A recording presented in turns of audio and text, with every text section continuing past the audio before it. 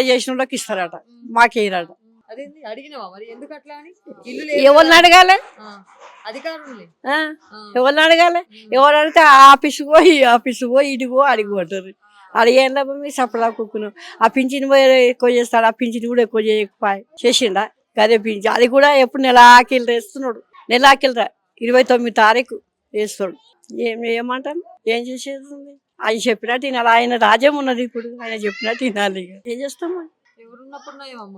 ఆయన ఉన్నప్పుడే నయం ఉండి, ఎవరు ఆయన పేరు ఏం పేరు, కేసీఆర్ ఉన్నప్పుడే నయం ఉండి.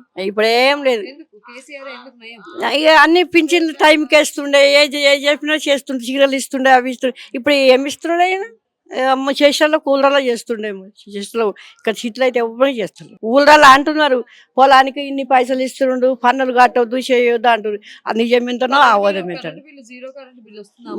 మాకు లేదు, జీరో కరెంటు బిల్లు లేదు, మాకు రేషన్ కార్డు లేదు. ఇక ఉన్న వాళ్ళకి వస్తుంది. అదే 200 యూనిట్లు కాలితే ఎంత వస్తుంది? 200 యూనిట్లు కాలితే ఉండదు, అది దాటితే మళ్ళీ కట్టాలంట. ఇక అదేం లాభం?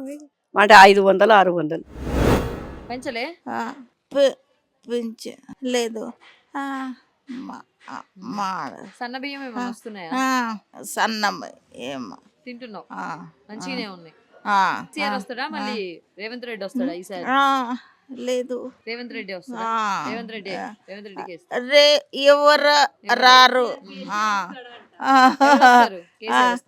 ఎవరు రారు. నువ్వు ఓటేమో ఎవరు ఎవరు పెడితే వాళ్ళకి.